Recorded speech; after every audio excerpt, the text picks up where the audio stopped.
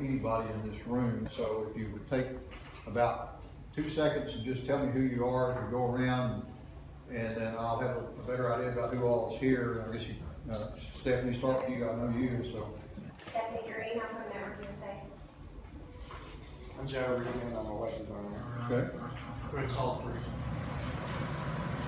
Dennis Walker, with Okay. computer IT services. Okay. Steve Lewis, network admin at Smith Blair.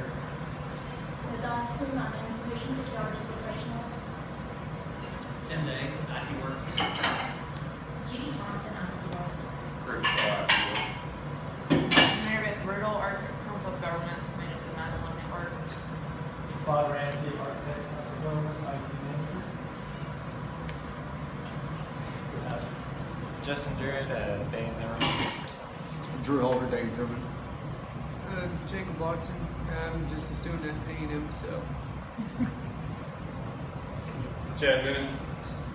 Chad. Austin Bowes, Dave Cass. Eddie Dowd, Dave Cass.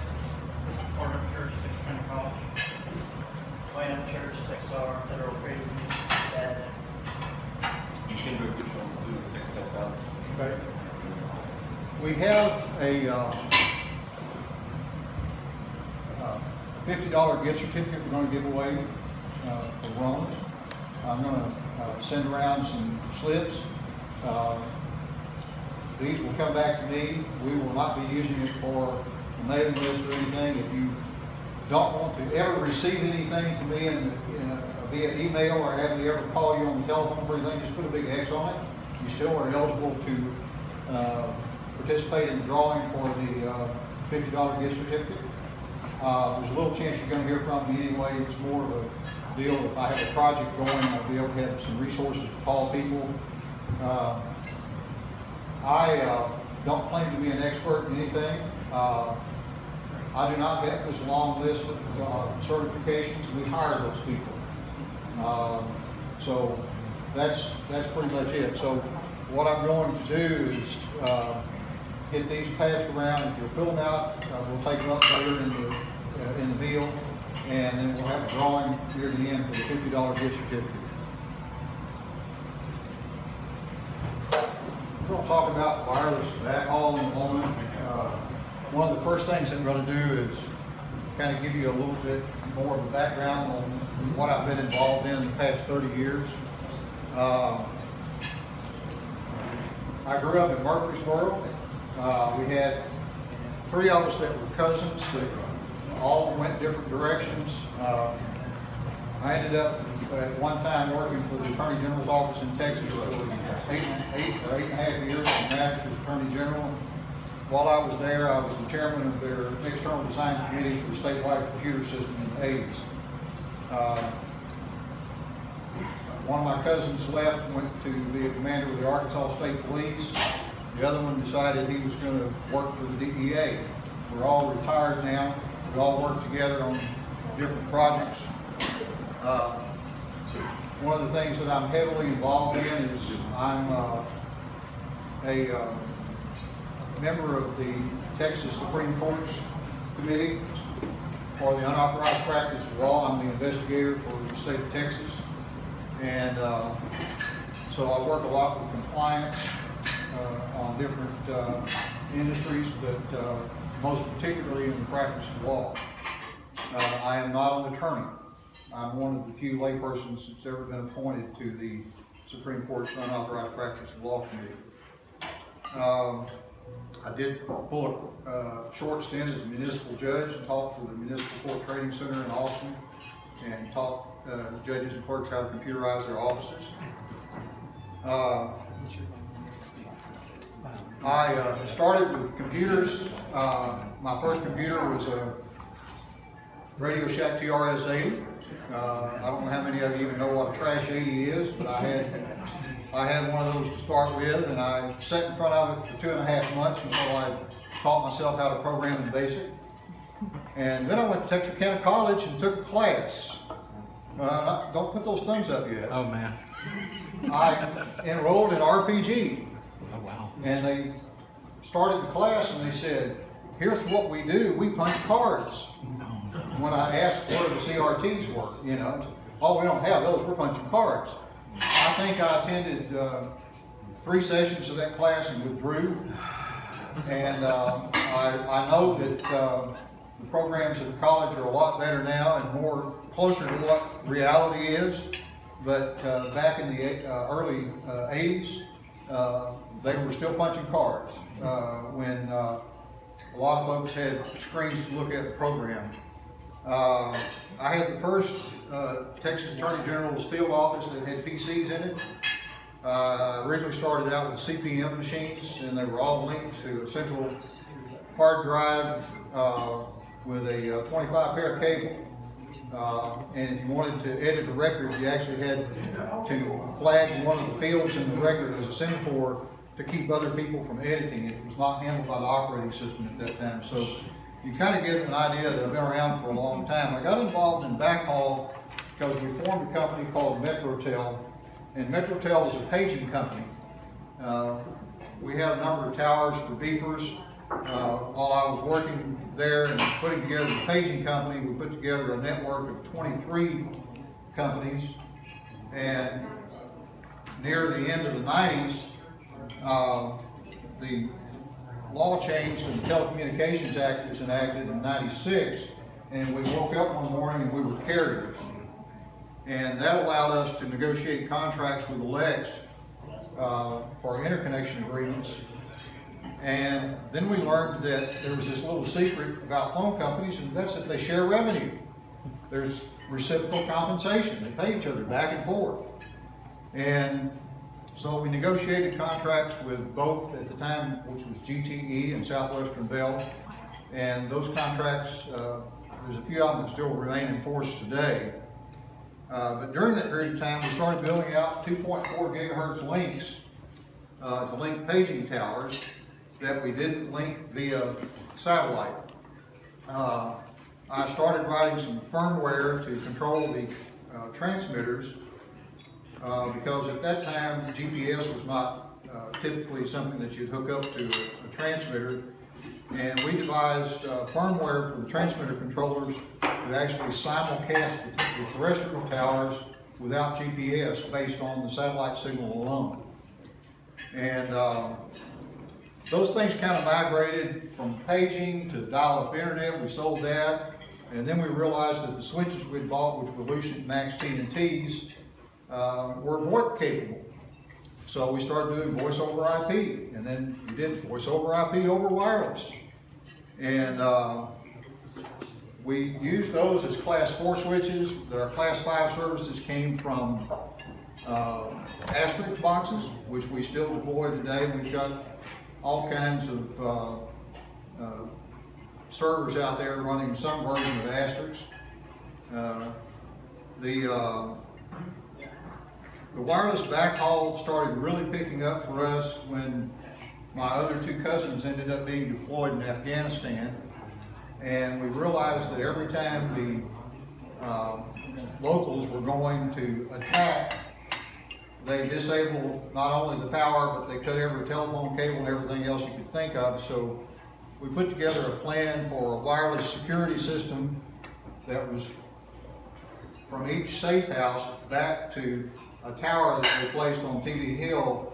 So when everything else went down, that the security folks still could be in touch with each other. We had a small generator at each safe house. And what those guys were doing is they were providing security for the road building, for the engineers, and for the banking industry. And that kind of spun off to a project that I ended up in the Republic of Panama doing engineering work for a telephone company down there. And then I put a call center in Panama for a group here in the United States that does calling. It was fibro and fatigue centers, it was medical clinics. Two biggest projects I've got going right now are the Regions building and the Grimm and the Harold building. That's all kind of together. I've done the IT plan for the Regions building. I see a smile when I said the Grimm. That project's hopefully going to house, there'll be about 100, 108 apartments in there, something like that. Finished up doing applications for five different people that applied for medical marijuana cultivating and dispensary licenses, did the security and IT work for them, and for the cultivating facility, we integrated a plan for Magos radar, which is 2.4 gigahertz radar that will detect a person at about 400 meters, a drone at about 100 meters, and will detect a vehicle at about 600 meters and cause a pan-tilt zoom camera to zoom in on them and notify the local security on site so they can see what the intruder is doing. All of these things mesh together. The first step in wireless backhaul that we run into is really important. And I'll, rather than throw something on the screen, we'll pass some of these around.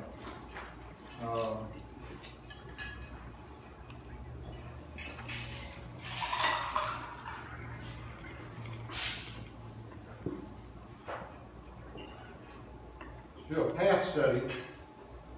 You can do some real simple path studies with Google Earth. I don't know if any of you have noticed, but there's a way to draw a path on Google Earth and then flip it sideways and look at the terrain. Anybody ever done that? It's not extremely accurate because it doesn't compensate for the height of your towers at each end or the height of trees on the hills or anything like that.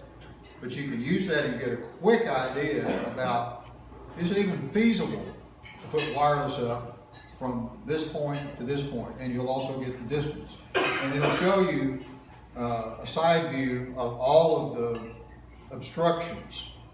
There's other software out there that does the same thing that's a little more sophisticated. Some of the equipment manufacturers will provide you access to their software because they want to sell equipment. But the path study is the first place to go, and then that'll also tell you, how much bandwidth you can probably anticipate. The big folks that we're dealing with right now, Ubiquity's got a lot of equipment that works quite well. You can get a gig out of it.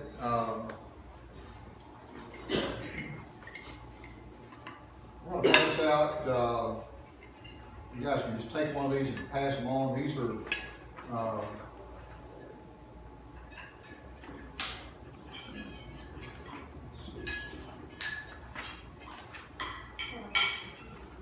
this may have come up short.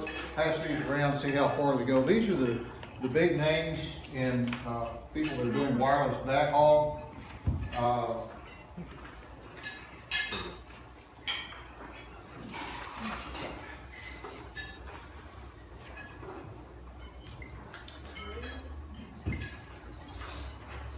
We've used a lot of them.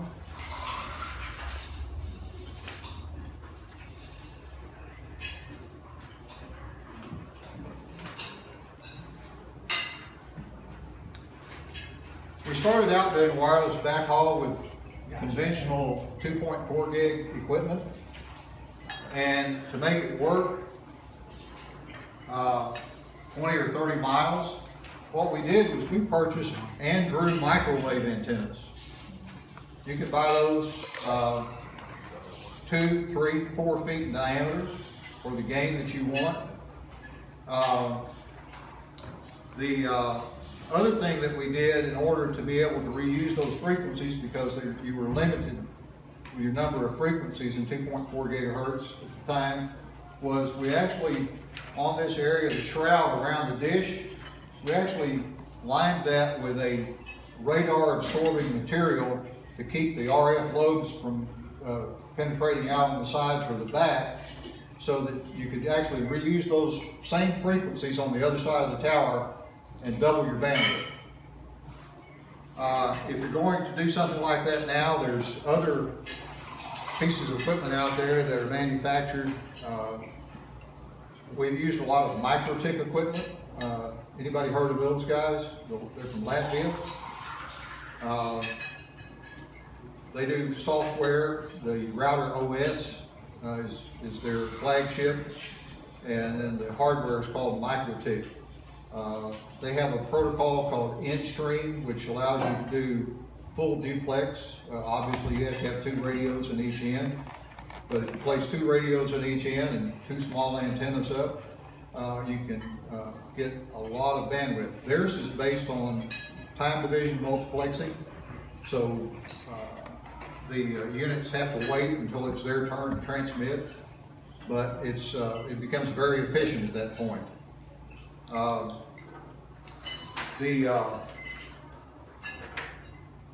They're the 2 main brands that we've used, is Ubiquiti and Microtik. There's some other equipment out there now that's getting into the LTE market, kind of like your cellular type protocols. There's a lot of licensed equipment out there.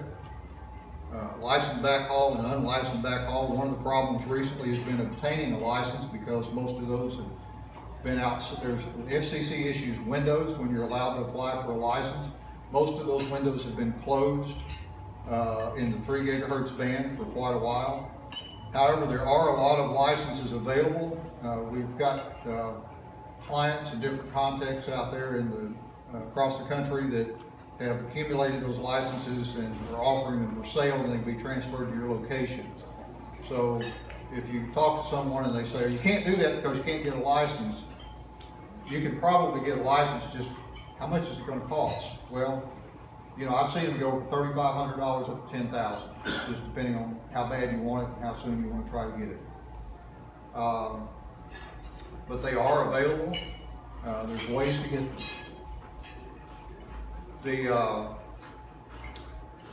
There's some other equipment from time to time that you'll see where you'll be able to force more than a gig out of the wireless. A lot of things that you see advertised will say 26 kilometers or 50 kilometers or 150 kilometers. Well, yeah, but you still have the curvature of the earth you have to deal with, and so unless you're on a mountaintop somewhere, there's no way that's going to work. You know, once you get up in your higher frequencies, everything's line of sight. That's the only way it's going to work. But the biggest thing is doing your path study and then selecting the appropriate equipment. See if it meets your needs. Don't be afraid of using unlicensed frequencies, because if you design your system properly with the right kinds of antennas, you're going to be able to, instead of your beam coming out like a flashlight, it's going to be like a spotlight, very small and projectile from one location to the other. And so you can get up above the interference or around the interference if you do it right. So do not be afraid of using unlicensed frequencies. They still work, and they work quite well. I could spend all day talking about this, and probably the simplest thing to do is just, if you have any questions, be happy to answer questions about equipment, path studies, things, you know, is it even feasible to do this, ideas or anything like that. So I'll just open that up now, and if you have any questions, be happy to answer them.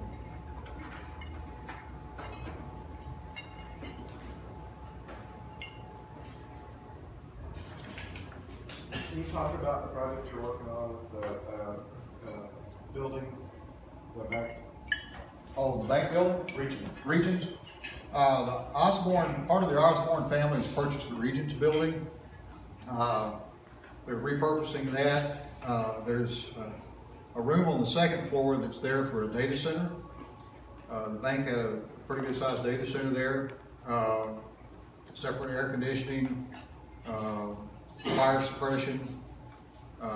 Right now, Network USA and Windstream have fiber in the building. That center is going to be remodeled. Probably sometime around the end of the year or the first of the year, we'll start on that. But before we do that, we'd actually like to invite all of you sometime, probably at another meeting like this, to come tour and give us ideas about, if you had something there, what you'd like to see. I hate to build it out and say, oh, this is what they're doing on Bryan Street in Dallas or the Info Mart in Dallas or wherever. And then you come and say, well, we really wish we had this, you know.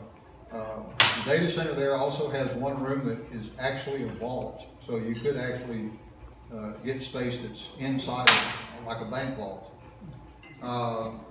There's other space in the building. There's roof space for antennas. So you could actually do wireless off the roof. It's approximately 7 stories high. There's other space available for offices or other rooms or whatever else someone might want to use there, but that building is available.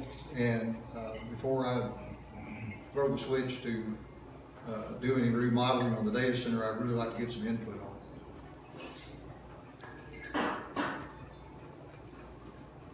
Anything else? If not, we'll have a drawing and I'll still answer questions, but we'll see who the winner is here.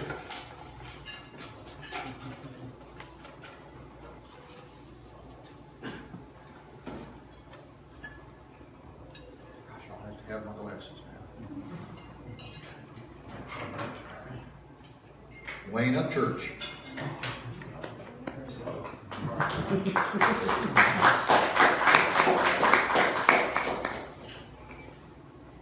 That's good for $50. Come back and eat anytime you want to. Appreciate it. Thank you.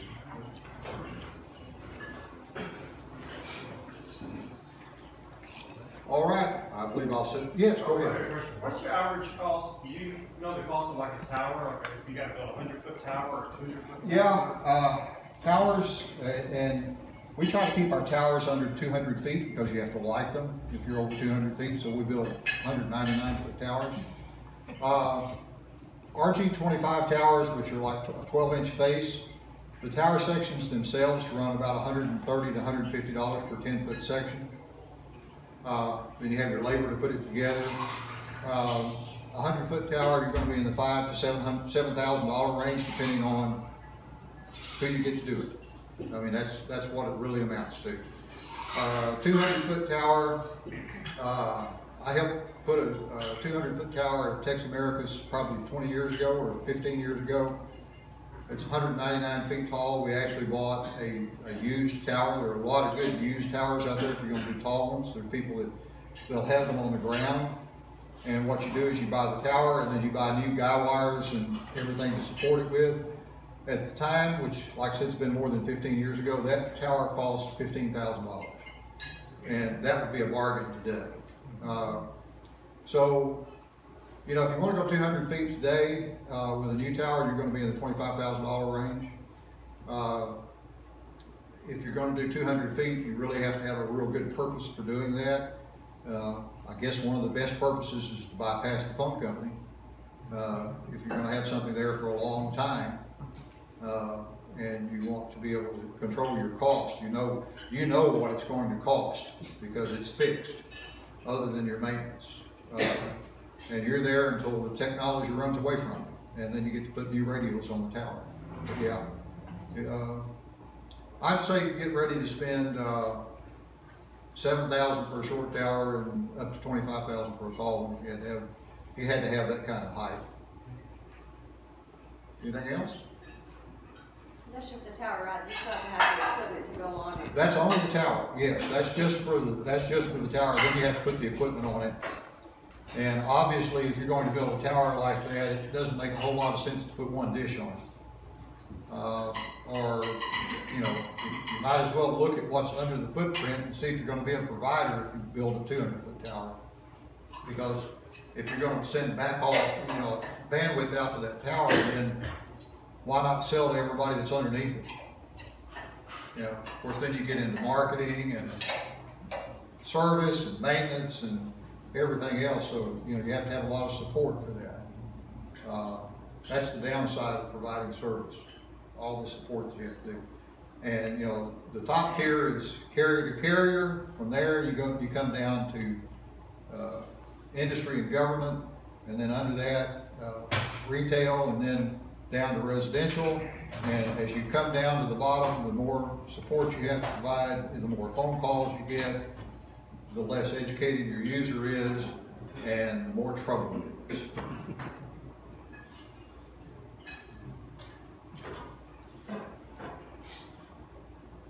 All right, thank you very much.